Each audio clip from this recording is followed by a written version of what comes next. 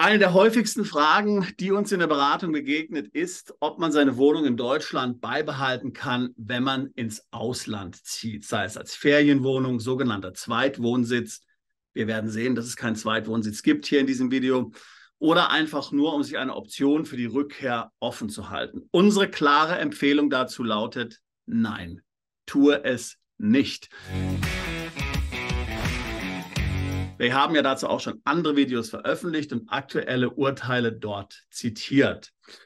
Heute wollen wir uns mit einem Fall beschäftigen, wo ein Steuerzahler ins Ausland umgezogen ist und dort tatsächlich auch seinen Lebensmittelpunkt hatte. Seine Familie lebte dort, er hat sich dort hauptsächlich aufgehalten und so weiter und so fort. Dennoch entschied der BfH letztinstanzlich, dass seine unbeschränkte Steuerpflicht in Deutschland vorliegt und das nur wegen seiner Wohnung, die er hatte, die er gelegentlich genutzt hat. Nochmals zur Erinnerung. Natürliche Personen, die in Deutschland einen Wohnsitz oder ihren gewöhnlichen Aufenthalt haben, sind unbeschränkt einkommensteuerpflichtig. Nach dem Welteinkommensprinzip werden von der unbeschränkten Einkommensteuerpflicht inländische und ausländische Einkünfte erfasst. So, nun aber die große Frage, das hast du vielleicht auch gedacht, was ist aber nun, wenn mein Lebensmittelpunkt im Ausland ist? Ich mag zwar vielleicht eine Wohnung in Deutschland haben, aber schließt die Tatsache, dass ein Steuerpflichtiger neben einem inländischen Wohnsitz auch einen Wohnsitz im Ausland hat, die unbeschränkte Steuerpflicht aus, wenn der ausländische Wohnsitz den Lebensmittelpunkt des Steuerpflichtigen begründet. Das Finanzgericht Baden-Württemberg vertrat die Auffassung, dass eine natürliche Person mit Wohnsitz in Deutschland, die auch über einen Wohnsitz im Ausland verfügt und dort ihren Lebensmittelpunkt hat, im Inland nicht unbeschränkt, sondern nur beschränkt steuerpflichtig ist. Würde ja eigentlich auch Sinn machen, nun wahr? Also ich meine, hier können wir dem Finanzgericht Baden-Württemberg folgen. Das Finanzamt des Steuerpflichtigen hat dagegen Revision eingelegt. Der BfH nutzte das Revisionsverfahren, um die dadurch aufkommende Unsicherheit zu beseitigen und die Regelungen des nationalen Steuerrechts klarzustellen. Lass uns über den Sachverhalt sprechen. Was ist hier passiert? Der Kläger lebte seit 2002 in Rumänien, wo er im Bereich der Vermietung beruflich tätig ist und Einkünfte aus Kapitalvermögen erzielt. Daneben verfügte er über eine Wohnung in Deutschland. Seit 2003 reichte der Kläger beim Finanzamt Einkommensteuererklärung für beschränkte Steuerpflicht ein. Er erklärte darin inländische Einkünfte aus Vermietung und Verpachtung, aus diversen im Inland belegenen Objekten, mit denen er teilweise langjährige Verluste erzielte. Das Finanzamt erkannte diese Verluste jedoch nicht an und erließ für die Streitjahre 2003 bis 2009 entsprechende Einkommensteuerbescheide. Das Einspruchverfahren blieb erfolglos. Im anschließenden Klageverfahren entschied das Finanzgericht Baden-Württemberg, dass der Kläger aufgrund seines Mittelpunkts der Lebensinteressen nach dem Doppelbesteuerungsabkommen zwischen Deutschland und Rumänien als in Rumänien ansässig gelte und er folglich in Deutschland nicht unbeschränkt steuerpflichtig sei. Das Finanzamt ging in die Revision und der BfH ließ die Revision zu. So, hier nochmal zur Wiederholung. Wohnung versus Aufenthalt. Ob eine natürliche Person im Inland einen Wohnsitz hat, ist nach § 8 der Abgabenordnung zu beurteilen. Danach ist maßgeblich, ob die betroffene Person im Inland eine Wohnung unter Umständen innehat, die darauf schließen lassen, dass sie die Wohnung beibehalten und benutzen wird. Es muss sich also aus dem Gesamtkontext ergeben, dass diese Wohnung weiterhin von der Person genutzt werden kann. Vermietest du diese Wohnung zum Beispiel, die du in Deutschland hast, ist ja klar, kannst du nicht weiter nutzen. Ja. Daneben gibt es natürlich andere Szenarien, die auch vorstellbar sind, aber die Vermietung ist immer am sichersten. Kennzeichnend für eine Wohnung ist, dass es sich um Räume handelt, die zum Bewohnen geeignet sind. Der Begriff des Wohnsitzes setzt nach ständiger Rechtsprechung zudem voraus, dass der Steuerpflichtige die Wohnung innehat. Zum Beispiel seine Sachen stehen drin, er hält sich dort auf regelmäßig. Danach muss die Wohnung in objektiver Hinsicht dem Steuerpflichtigen jederzeit als Bleibe zur Verfügung stehen. Wenn er einen Mieter drin hat, geht es nicht. Zudem muss sie in subjektiver Hinsicht von ihm zu einer entsprechenden Nutzung, das heißt für einen jederzeitigen Wohnaufenthalt, bestimmt sein. In dieser subjektiven Bestimmung liegt der Unterschied zwischen dem bloßen Aufenthalt in einer Wohnung und dem Wohnsitz. So, und jetzt kommt's. Der Wohnsitz im Ausland schließt die unbeschränkte Steuerpflicht nicht aus. Es ist möglich, dass ein Steuerpflichtiger gleichzeitig mehrere Wohnsitze innehat. Diese können im Inland und Ausland belegen sein. So, viele sagen ja dann, ich habe in Deutschland einfach meinen Zweitwohnsitz und weil es mein Zweitwohnsitz ist, zahle ich dort keine Steuern und so weiter und so fort. Ist völlig falsch. Es gibt den Zweitwohnsitz im internationalen Kontext nicht. In Deutschland magst du einen Zweitwohnsitz haben. Im internationalen Verständnis gibt es das nicht. Die Vorschrift geht von der Gleichwertigkeit aller Wohnsitze einer Person aus, da sie ohne Unterscheidung nur das Vorliegen eines Wohnsitzes verlangt.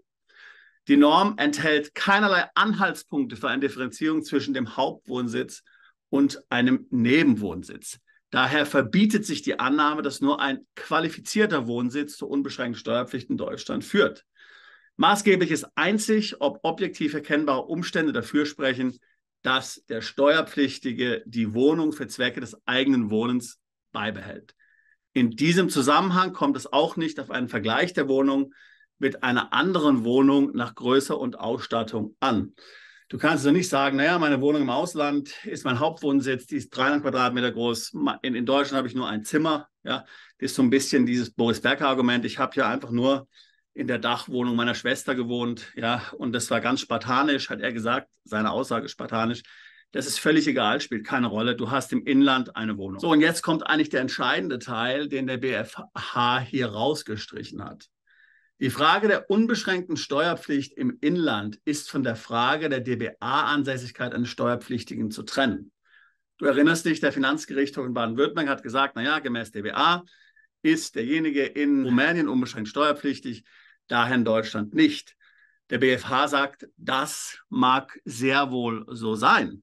Für DBA-Zwecke und für die Regeln des DBA ist diese Sache auch tatsächlich dann so gegeben und man muss sich daran halten. Wenn aber wie im vorliegenden Fall 2 Wohnsitze vorliegen, gilt der Steuerpflichtige zwar im Sinne des DBAs nur als in Rumänien ansässig, da sich dort der Lebensmittelpunkt der Lebensinteressen befindet.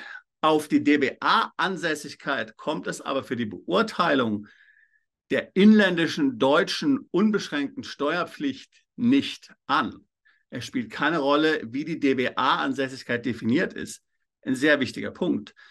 Aus der unbeschränkten Steuerpflicht folgt das Welteinkommensprinzip, nach dem sämtliche in- und ausländische Einkünfte grundsätzlich der deutschen Besteuerung unterliegen. Erst im zweiten Schritt sei zu beurteilen, ob und wie im Zusammenspiel mit dem DBA Besteuerungsrechte zugewiesen bzw. eingeschränkt werden, um Doppelbesteuerung zu vermeiden.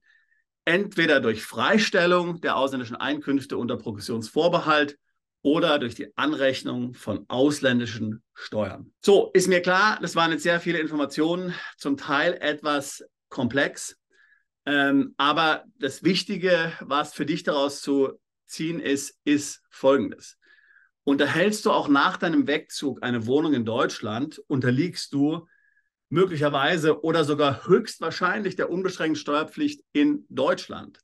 Das ist insbesondere für alle Mandanten kritisch, die einen steuerlichen Sonderstatus wie NHR in Portugal, Non-Dom in Malta oder Irland oder Beckham Law in Spanien nutzen, bei dem bestimmte Einkünfte steuerfrei bleiben. Zwar wirst du bereits im Ausland versteuertes Einkommen nicht nachversteuern müssen in Deutschland, aber die deutsche Steuer wird auf all jene Einkünfte anfallen, die nicht versteuert werden müssen. Und das ist ja genau der Grund, warum du NHR, Non-Dom und so weiter nutzt, weil du eben dann dort keine Steuern darauf bezahlen musst. Das heißt, sie sind von der lokalen Besteuerung ausgenommen, die sind exempt, ja. Und hast du in dieser Situation einen Wohnsitz in Deutschland, dann werden diese Einkünfte dort besteuert werden. Das ist ein ganz wichtiger Punkt. Daher nochmal meine Aufforderung an alle, wenn du ins Ausland ziehst, stelle sicher, dass du keine Wohnung in Deutschland hast. Es ist ein Boomerang, der für dich zu einer echten Steuerfalle werden kann. Und selbst wenn du nachweisen kannst, dass diese Wohnung kein Wohnsitz ist, bist du sehr leicht in einer Situation, wo du teure Anwälte und Steuerberater bezahlen musst, um dich gegenüber dem Finanzamt zu verteidigen. Das heißt, der beste Weg ist, gib deine Wohnung auf. Wenn du eine Eigentumswohnung hast, dann vermiete sie, aber habe keine Wohnung in Deutschland. Ich muss es immer wie ein Mantra wiederholen. So, wir sind am Ende. Wenn du dich mit solchen Fragen auseinandersetzt, wenn du selbst ins Ausland umziehen willst und nicht weißt, was du mit deiner Wohnung machen sollst in Deutschland, oder Fragen hast, welches Land sich besonders für dich eignet, dann wende dich gerne an uns. Wir machen seit fast 20 Jahren nichts anderes als Mandanten helfen, ins Ausland umzuziehen, dort Firmengründungen für sie durchzuführen und die steuerliche Situation zu optimieren. Hier in der Beschreibung ist ein Link drin zum Beratungsgespräch. Dort kannst du draufklicken und eins online buchen. Ich freue mich, dich im Beratungsgespräch zu sehen und dein Auslandsvorhaben mit dir im Rahmen einer steuerlichen Standortbestimmung zu besprechen. Viel Spaß und vielen Dank. Bist du Unternehmer, Freiberufler oder Investor? Zieht es dich schon lange ins Ausland? Mach heute den ersten konkreten Schritt in eine Zukunft mit mehr Geld und mehr Freiheit. Buche ein Beratungsgespräch mit Sebastian und seinen Kollegen. Unsere Kanzlei unterstützt Mandanten wie dich dabei, deine Steuerlast legal zu reduzieren, Vermögen aufzubauen und zu schützen und deine persönliche Freiheit zu maximieren. Profitiere jetzt von unserem Fachwissen und unserem Netzwerk. Gehe zu mandatierung.com und werde Mandant unserer Kanzlei.